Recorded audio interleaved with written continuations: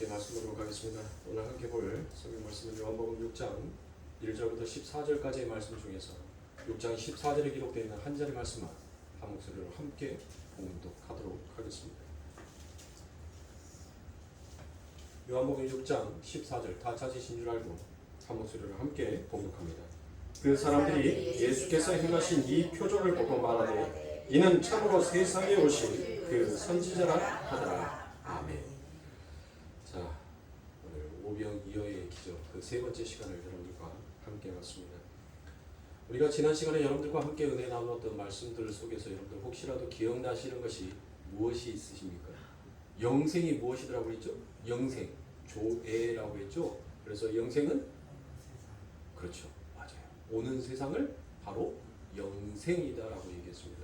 그러니까 앞으로 다가올 세상 그리고 영원히 사는 세상을 우리가 영생이라고 하는 것이 아니라 이미 우리 이 역사 속에 뚫고 들어온 것을 바로 영생이다라고 얘기했습니다.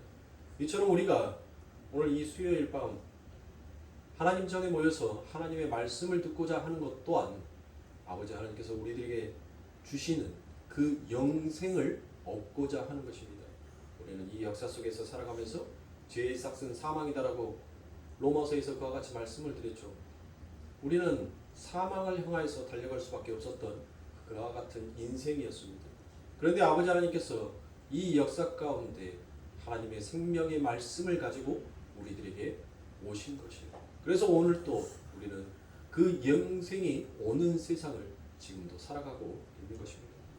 그런데 대부분의 많은 사람들이 아버지 하나님을 믿고 또한 하나님을 찬송한다라고 하면서도 그 마음속에서 많은 기복들을 가지고 있더라라는 것입니다. 우리가 기복신앙이다라고 말하는 것이 마치 복을 구하는 것만 기복적인 신앙이다라고 그와 같이 생각을 합니다. 그런데 성경에서는 그것만을 가지고 기복적인 신앙이다라고 말하지 아니하고 아버지 하나님 앞에 내가 세상에 어떤 뜻한 바와 계획하는 바를 이루고자 싶어서 그와 같은 목적을 가지고 하나님을 찾는 그것만저도 하나님께서는 그게 우상이요 기복이다라고 그와 같이 말씀하십니다. 오늘도 사랑하는 성도님들, 여러분들의 마음속에 진정 하나님이 사랑스럽고 그 하나님이 좋아서 그리고 그 아버지 하나님의 손길이 그리워서 과연 이 자리에 나오셨는지를 여러분들의 마음속을 다시 한번 살펴보시고 그와 같은 마음이 여러분들의 마음속에 담겨져 있지 아니하다면 이 시간 여러분들 회개하는 시간을 가지시고 하나님의 마음 앞에 합한 자의 삶을 살아가시길 바랍니다. 생각해 보세요, 여러분들. 남자와 여자가 결혼을 합니다. 그런데 여자가 남자를 선택했었을 때 그 남자가 아주 능력이 있고 아주 잘 나가요. 그리고 돈도 굉장히 많고 인기도 많은 사람이었어요. 그래서 그 사람을 사랑했는데 그 사람을 선택해서 결혼 생활을 하다가 어느 날 그 남자가 하루아침에 인기도 떨어져 버리고 가지고 있는 돈도 전부 다 사라져 버립니다. 능력도 없는 사람이 되어버려요. 그럴 때 그 여자가 과연 그 남자를 버린다라면 여러분들은 어떻게 하시겠어요? 그게 진정한 사랑의 결실로 맺어진 부부다라고 말할 수 있겠습니까? 얼마나 추잡합니까? 얼마나 더럽습니까? 그 남자가 능력 있고 잘 나갈 때는 그 사람과 결혼 생활을 하면서 마치 자기도 평생 그와 같이 파라다이스 같은 그와 같은 아름다운 세상을 살 것이다라고 꿈꿔왔는데 막상 현실 속에 닥쳐오는 그 모든 것들을 바라봤을 때 전혀 그것이 아니다라고 생각해 그 모든 것들을 다 깨버린다면 그것이 어찌 부부다라고 말할 수 있습니까? 그게 어찌 올바른 관계 속에서 맺어져 있는 의다라고 얘기할 수가 있겠습니까? 마찬가지입니다. 기복은 마치 그와 같은 거예요. 우리 아버지 하나님께서 물 위를 걸으시고 오병이어의 기적을 일으키시고 귀신을 쫓아내시고 그와 같은 능력이 있으셔서 우리가 예수님을 찾고 그 예수님을 따랐다면 그 예수님께서 우리들에게 우리의 삶 가운데 은이빨을 금이빨로 만들어주는 그와 같은 역사도 일으키시지도 아니하고 내 삶 가운데 저주와 같은 그 질고를 하나님께서 물리쳐 주시지도 아니하고 아무런 말 없이 힘없이 그와 같이 십자가에 달려 돌아가 버리신다라고 했었을 때 우리가 그분을 끝까지 버리지 아니하고 사랑하는 자가 진정 하나님을 사랑하는 자다라고 말할 수 있는 것입니다. 그분이 십자가에 달려 돌아가시고 난 다음에 내 삶 가운데 전혀 유익이 될 것이 없다라고 생각하여 그분을 버려버린다면 우리 역시 추잡한 자와 똑같지 않습니까? 그러므로 사랑하는 성도님들, 이와 같은 마음을 가지고 여러분들이 지금 내가 향하고 있는 그 향함의 길이 무엇인지를 여러분들이 잘 생각하시기 바랍니다. 그러므로 성도가 이 땅에서 구원을 경험할 수 있는, 즉 다른 말로 영생을 경험하는 구원의 현실화는 어떤 모습으로 나타나게 되는지를 제가 지난 시간에 여러분들과 말씀을 함께 나누었습니다. 영생은 오는 세상을 살리다라고 제가 그와 같이 말씀을 드렸죠. 그런데 그 영생은 사망에 처해 있던 자가 생명을 얻는 것이라고 우리가 요한복음 5장 24절에서 그와 같이 함께 찾아보았습니다. 그러면 사망의 상태가 어떠한 것인지를 알게 되면 우리는 거기에서 이제 벗어나 살아가는 자, 산 자의 삶을 살게 될 거 아니겠습니까? 그렇죠. 영생이 어떤 것인지를 우리가 알 수 있다라는 것 같은 말씀입니다. 그래서 로마서 6장 23절에 보면 죄의 삭은 사망이다라고 그와 같이 얘기합니다.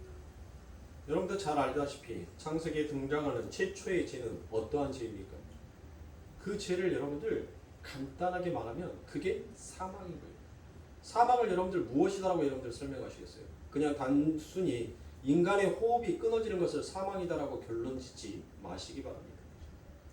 하나님께서는 창세기에서부터 이미 죄의 싹슨 사망이 무엇인지에 대해서 하나님께서 설명하셨어요.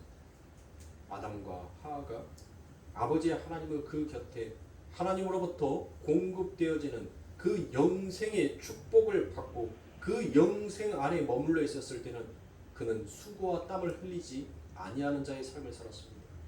그런데 아담이 하나님의 품을 떠나 이제 자신의 삶을 살아보겠다라고 나서는 그 순간부터 하나님과의 단절 상태가 되었고 하나님으로부터 흘러나와야 되는 그 영생의 물줄기가 그로부터 끊어지게 되자 아담은 이제 극심한 결핍의 상태로 가게 되더란 것입니다.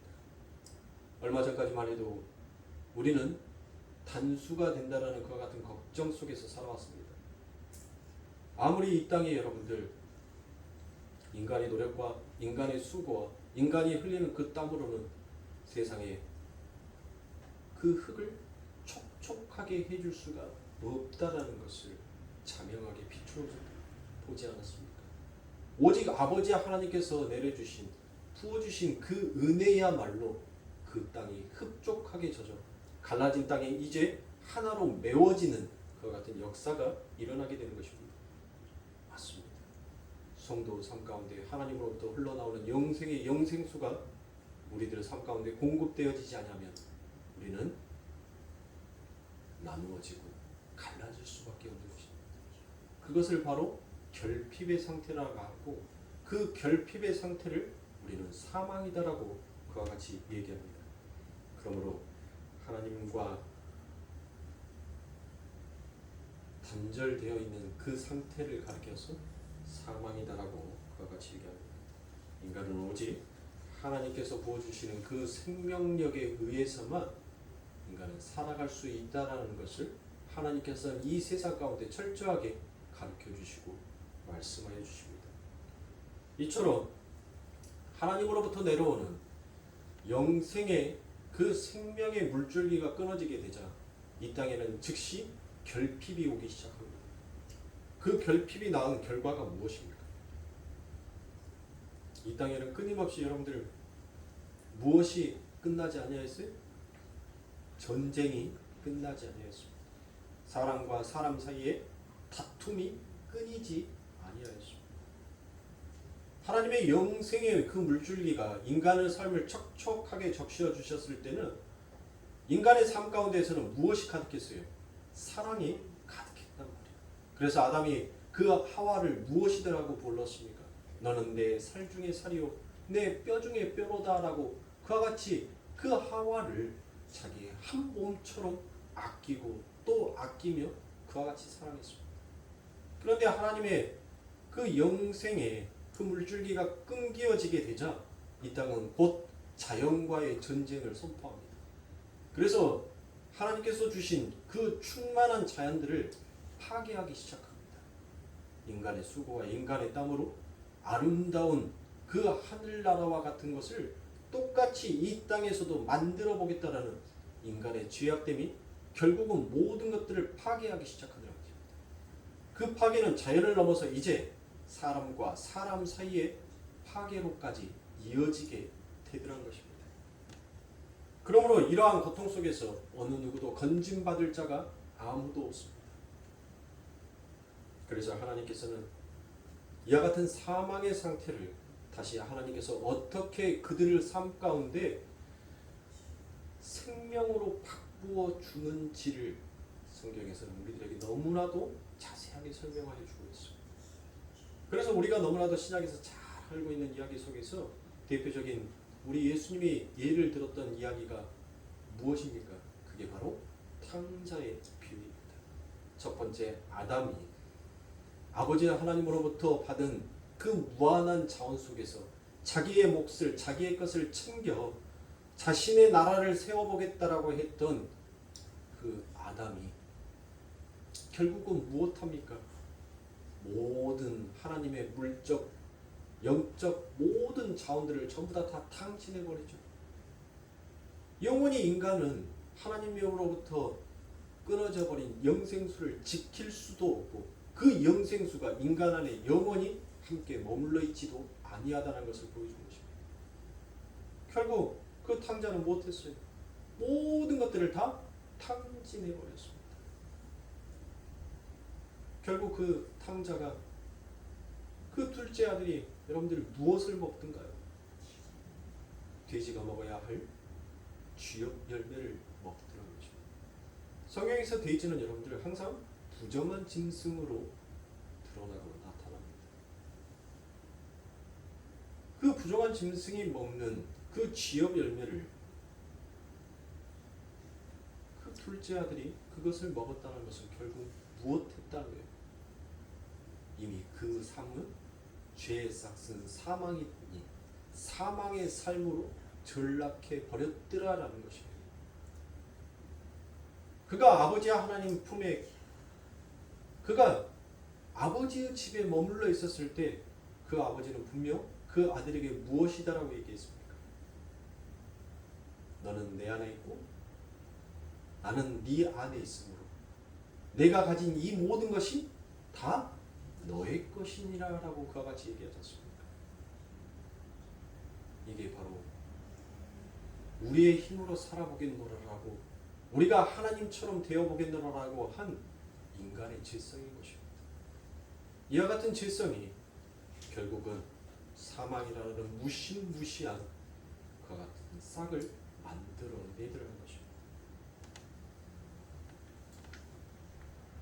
그러므로 사랑하는 성도님들, 아버지와 아들의 올바른 그 의의 관계를 하나님께서는 이제 그 둘째 아들이 아버지 품으로 돌아옴으로 인하여서 하나님께서는 그의 손에 무엇을 끼워주죠?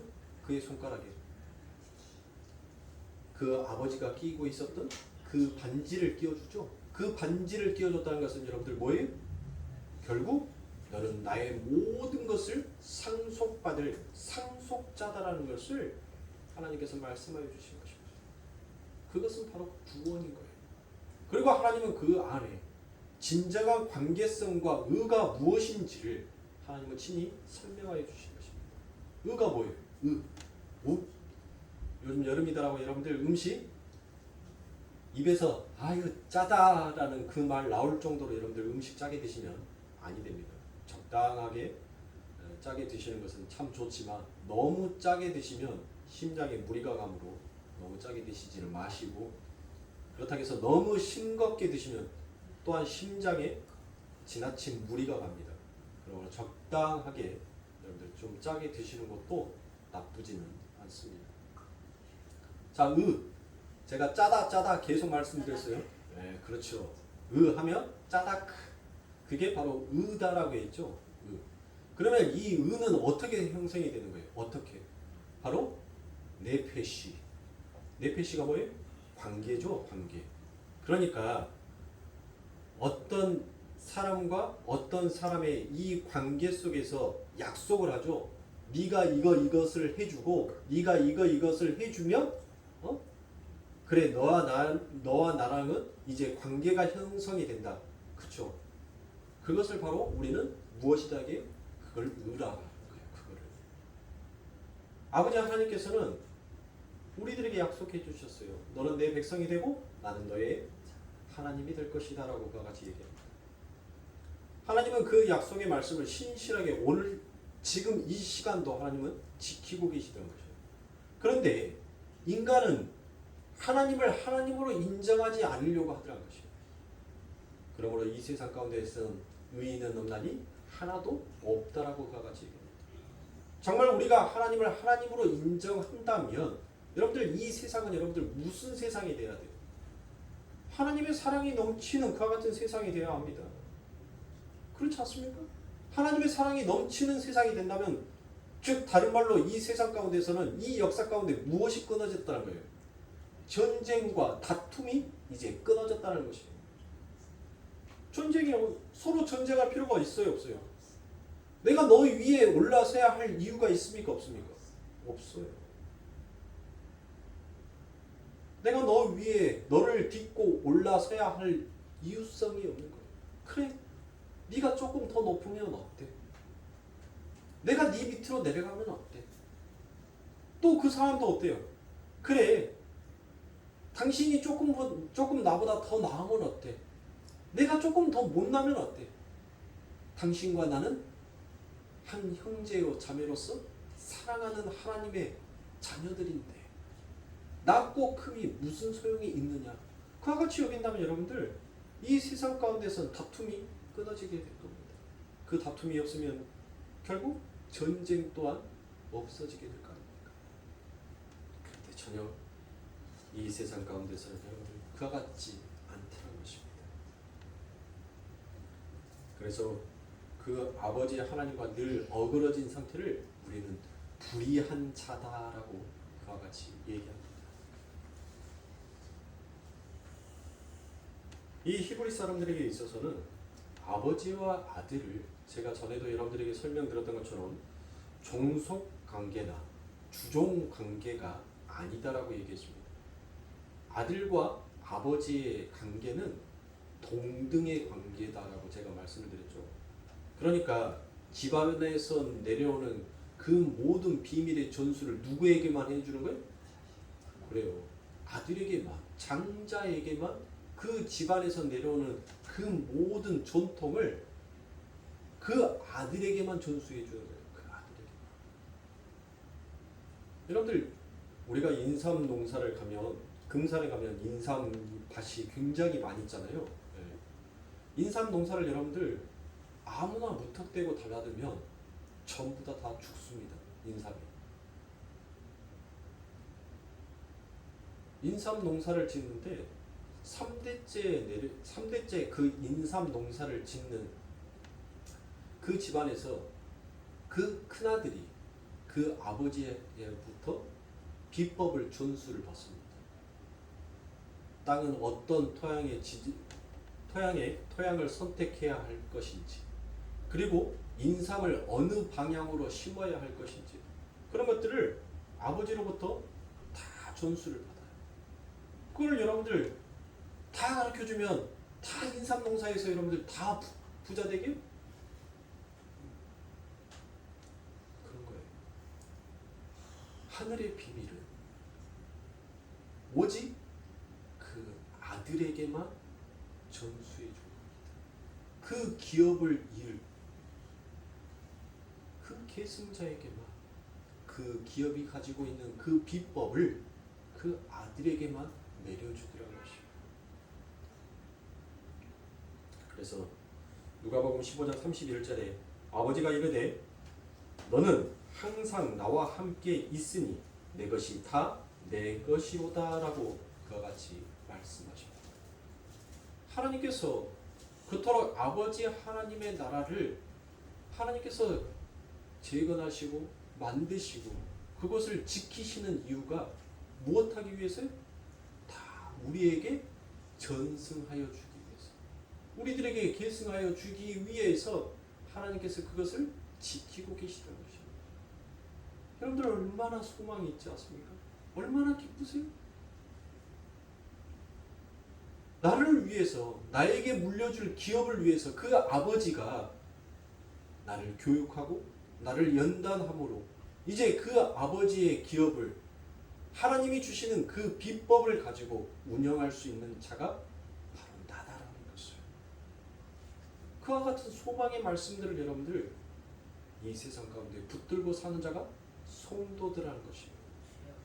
헛된 것을 붙드는 자가 성도가 아니라, 성도는 오직 그 하늘의 기업을 바라보면서 살아가는 자가 성도인 것입니다. 그러면 사랑하는 성도님들, 지금까지 사망이 무엇인지에 대해서 여러분들에게 설명을 드렸다면 이제 영생은 무엇일까요? 아버지를 떠나서 제한된 자원 속에서 고통을 받고 있으며 결국 영원한 고통 속으로 떨어져야 될 자들이 다시 아버지 품으로 돌아와서 그 아버지의 풍성한 자원을 자기 것으로 쓸 수 있게 된 상태가 바로 그것을 영생이다라고 그와 같이 얘기하는 것입니다. 그래서 누가복음 15장 24절에 이 내 아들은 죽었다가 다시 살아났으며 내가 잃었다가 다시 얻었노라 하니 저희가 즐거워하더라라고 이와 같이 얘기합니다. 영생이 뭐라고요? 누가복음 15장 24절에서 영생이 무엇인지를 여러분들 이것보다 더 상세하게 설명할 말씀이 무엇이 있겠어요? 영생이 무엇이라고 얘기합니까? 내 아들은 죽었다가, 이게 뭐예요? 이게 사망이었단 말이에요. 이게 사망. 근데 이제 무엇했다는 거예요? 다시 살아났으며, 그쵸? 살아난 게 뭐다라는 거예요? 이게 영생이다라는 거예요. 내가 잃었다가 다시 얻었노라 하니, 자, 잃었다가 얻었다는 것은 뭐예요? 이제 내가 구원을 받았다는 거예요.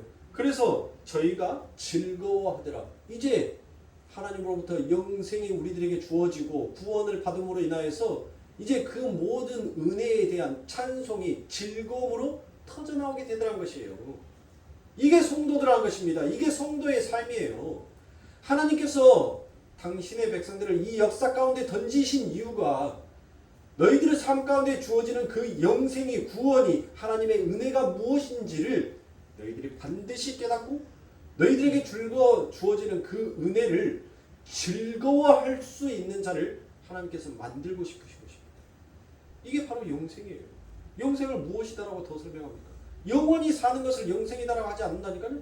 그렇게 말하고 그렇게 해석을 한다면 지금 제가 방금 읽어드렸던 누가복음 15장 24절의 말씀과는 조금 괴리가 있지 않습니까? 그렇죠. 말이 안 맞잖아요. 죽었다가 다시 살아나는 게 어떻게 영생입니까? 우리는 지금까지 영원히 사는 것, 죽지 아니하고 영원하게 사는 것을 영생이다라고 그와 같이 배워왔는데, 그렇죠. 우리는 바로 죄의 삭수로 인하여서 사망, 즉 죽은 자였어요. 그렇게 죽어있던 자를 예수 그리스도의 그 아버지 하나님의 은혜로 인하여서 이제 내가 생명을 얻게 된 것입니다. 그래서 우리가 읽었던 요한복음에서 생명과 영생이라는 말을 같은 뜻으로 같이 사용을 할 때가 있더라라는 것입니다. 따라서 영생이라는 것은 우리 성도들이 원래의 창조의 목적으로 하나님과 화목하게 되고 그 결과로 하나님과 연합하여 하나님의 성품과 인격과 그분의 생명에 참여하여 그러한 하늘의 것들을 발산해내는 것을 바로 영생이다라고 그와 같이 말할 수 있습니다. 그런데 그 하나님의 하나님 되심을 한 단어로 축약하여 보니 그게 결국 무엇이더라? 하나님은 그래요. 하나님은 사랑이더라고요. 그러니까 이 모든 일들을 영생을 위해서, 구원을 위해서 하나님께서 은혜를 베푸셨던 그 모든 하나님을 딱 한 단어로 축약하여 보니까 그게 뭐였더라? 사랑이더라고요. 그래서 예수님께서 사랑의 이중성을 말씀하시죠. 예수님께서 말씀하신 그 이중 계명이 뭐예요? 첫 번째가 사랑의 이중 계명. 그 첫 번째가 하나님 사랑, 이웃 사랑. 그게 바로 하나님 되심이라고. 하나님이 하나님을 사랑하고 하나님이 원수된 우리들을 사랑하시므로 그 하나님이 하나님이 되어 되더란 것입니다. 너는 내 백성이 되고 나는 너의 하나님이 된다라는 그 말씀의 언약이 바로 이 사랑의 이중 계명 안에 그 모든 것들이 다 들어가 있다는 것이죠.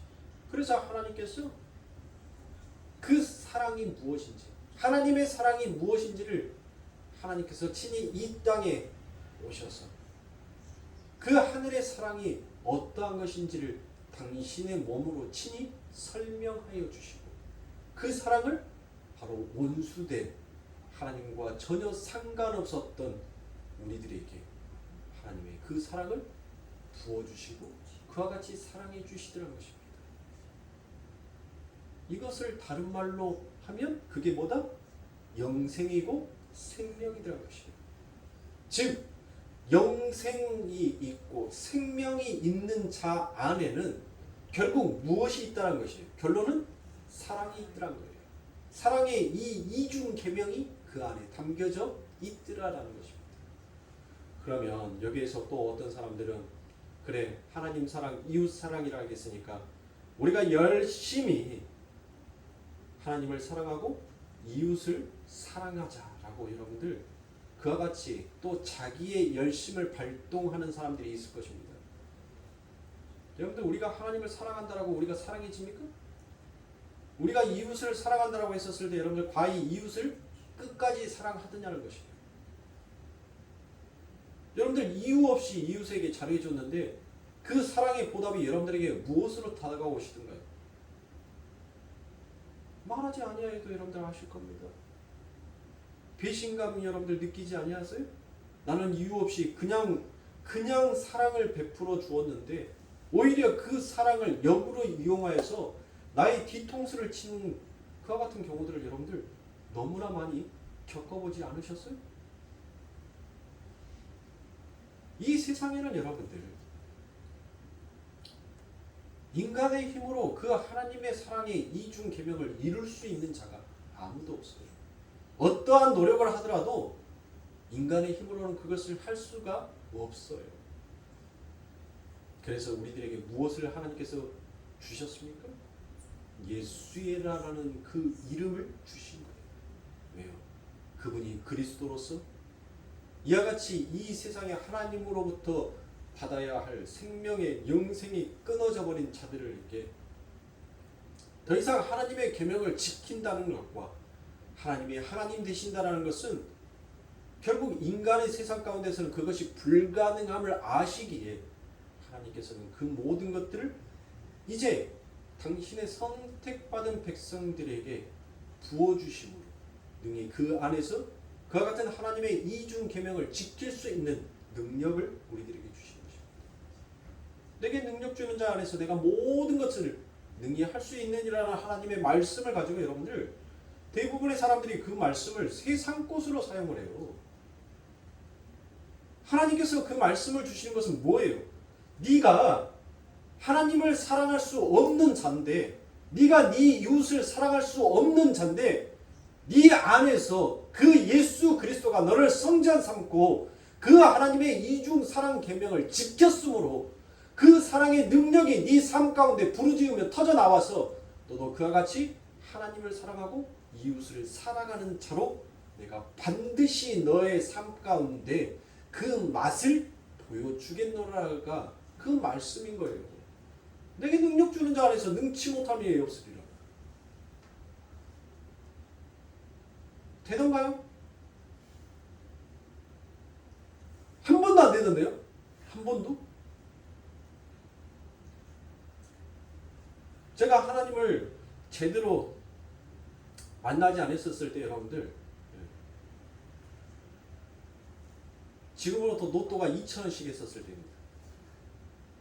모나미 볼펜에다가 1번부터 45번까지 번호를 써요. 그리고 내게 능력 주시는 자 안에서 내가 능치 못함이 없으리라고 볼펜을 딱 던집니다. 네?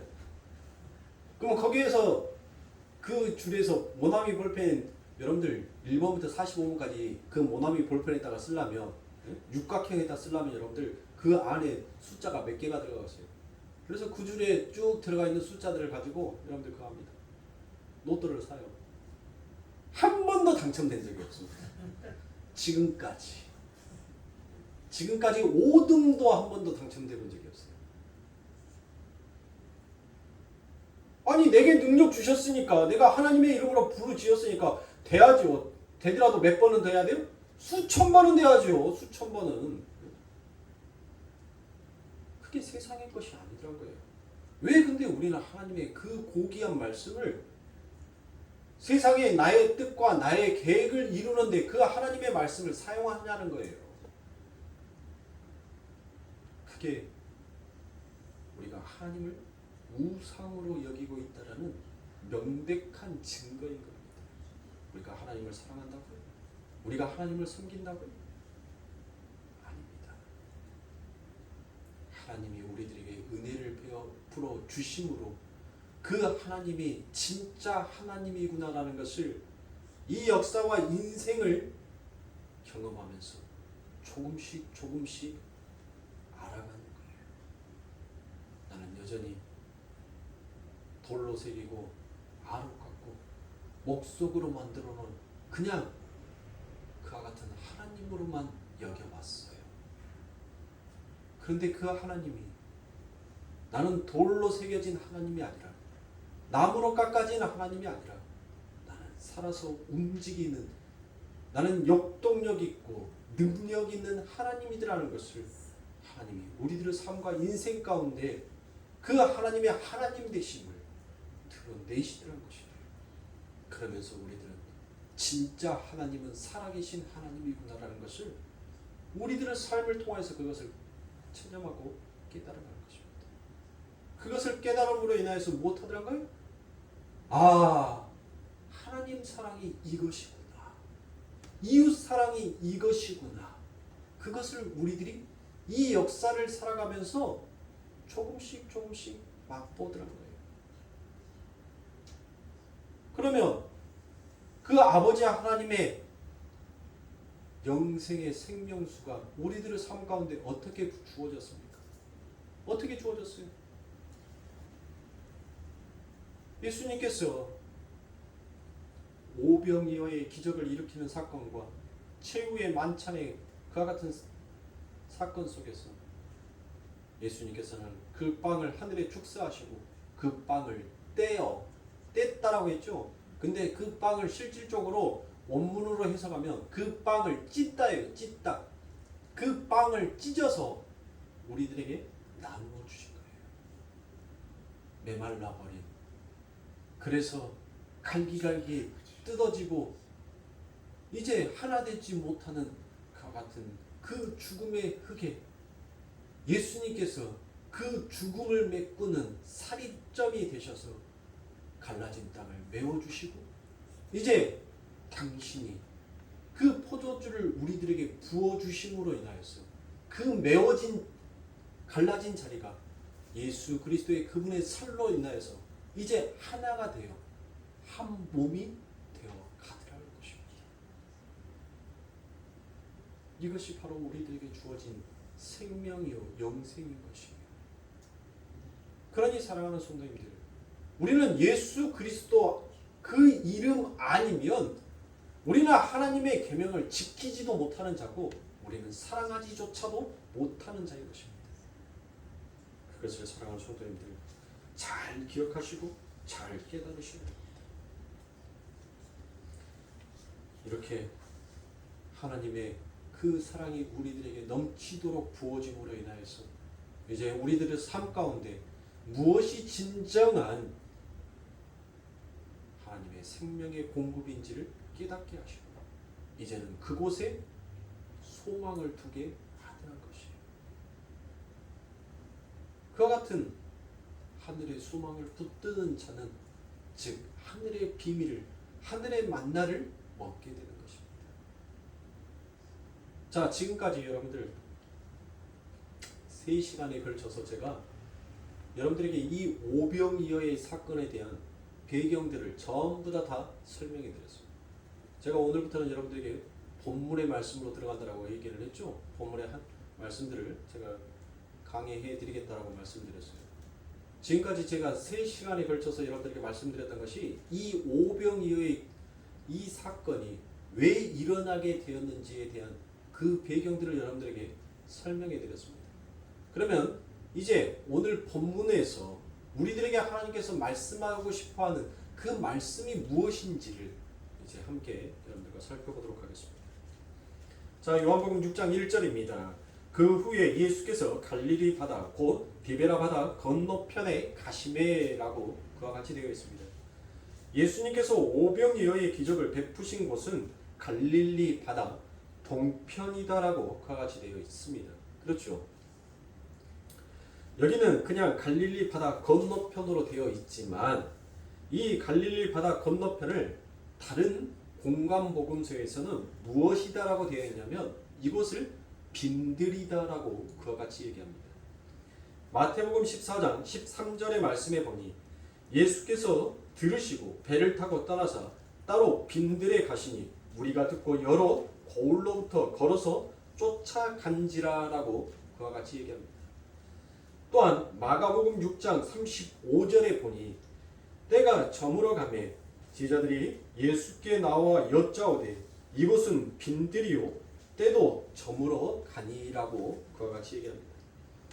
누가복음 9장 12절에서도 날이 저물어 가매 12사도가 나와 여짜오되 무리를 보내어 두루 마을과 촌으로 가서 유하며 먹을 것을 얻게 하소서 우리 있는 여기가 빈들이니이다라고 이와 같이 얘기합니다.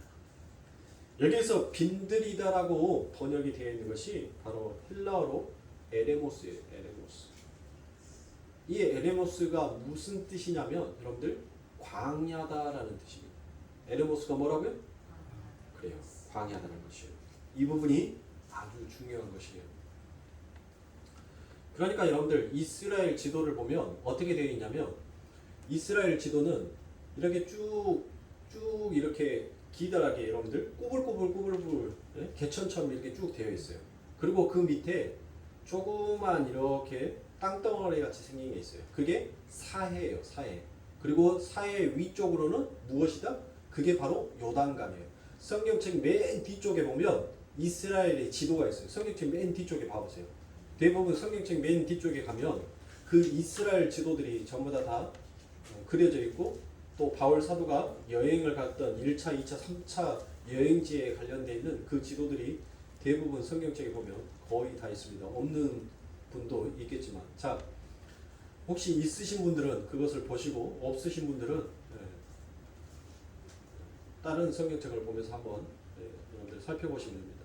그렇죠? 자 사해 바로 위쪽에 쭉 하고 기다란 물줄기가 하나 있죠. 그 기다란 물줄기가 바로 요단강이에요. 이 요단강을 기점으로 동쪽과 서쪽으로 나눕니다. 그러면 동쪽을 무엇이다라고 얘기하냐면 동쪽을 광야 에레모스다라고 얘기해요. 그러면 서쪽은 무엇이 있어요? 서쪽은 가나안이 있는 거예요. 그래서 이스라엘 백성들이 동쪽에서 어디로 가는 거예요? 서쪽으로 가죠. 네. 가나안으로 가잖아요. 가나안. 그렇죠?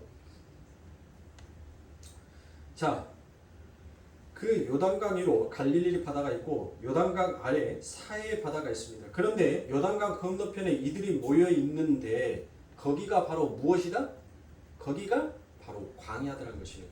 요단 동편이다라고 얘기를 하죠.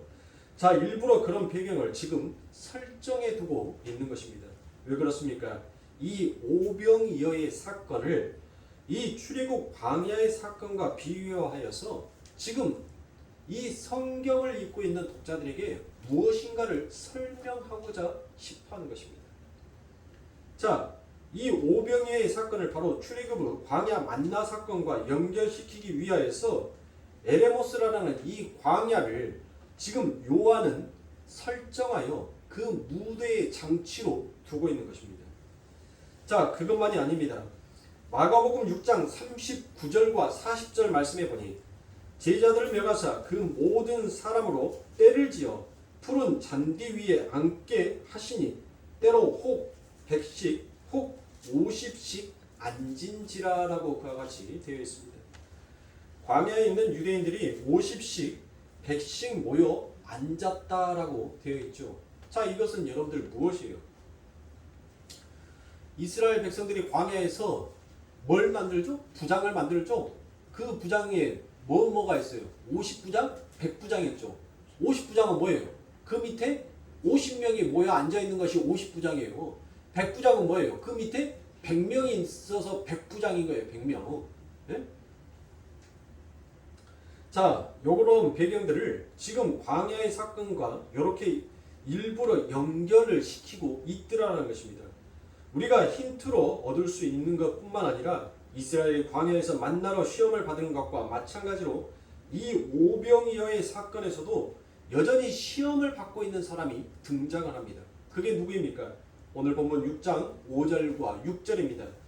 예수께서 눈을 들어 큰 무리가 자기에게 온 것을 보시고 빌립에게 이르시되 우리가 어디서 떡을 사서 이 사람들로 먹게 하겠느냐 하시니 이렇게 말씀하시면 친히 어떻게 하실 것을 아시고 빌립을 시험코자 하심이라라고 이와 같이 얘기합니다. 예수님께서 빌립에게 우리가 어디서 떡을 사서 사람들에게 먹게 하겠느냐라고 그와 같이 묻습니다.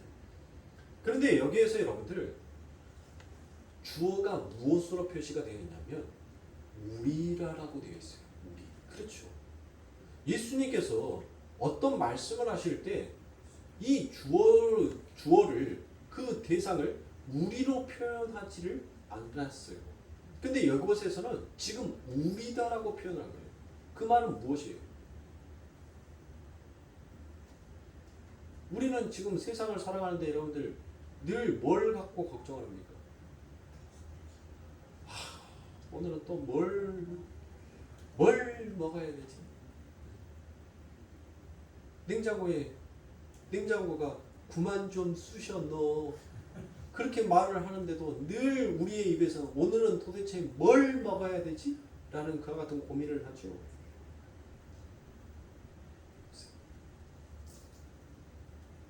지금 하나님께서는 하나님으로부터 흘러나와야 할 그 영생과 그 생명력이 끊어져 버린 인간의 결핍의 상태를 예수님께서는 지금 알고 계셨던 거예요.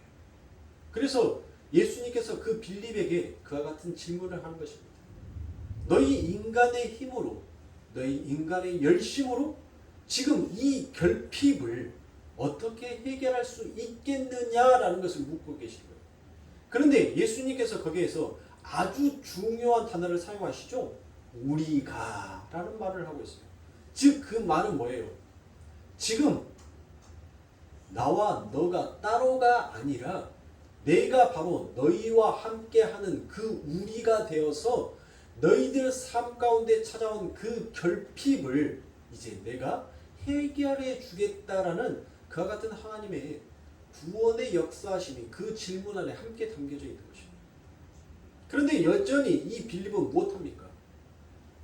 그 빌립은 눈에 보여지는 것들만 계산하더라는 것입니다. 눈에 보여지는 현실만, 자신의 삶 가운데 닥쳐온 위기만 바라보더라는 것입니다.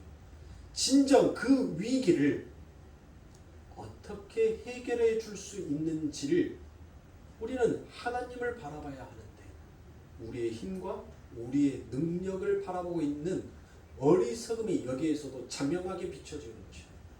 이것은 빌립의 우매함만 이야기하는 것이 아닙니다.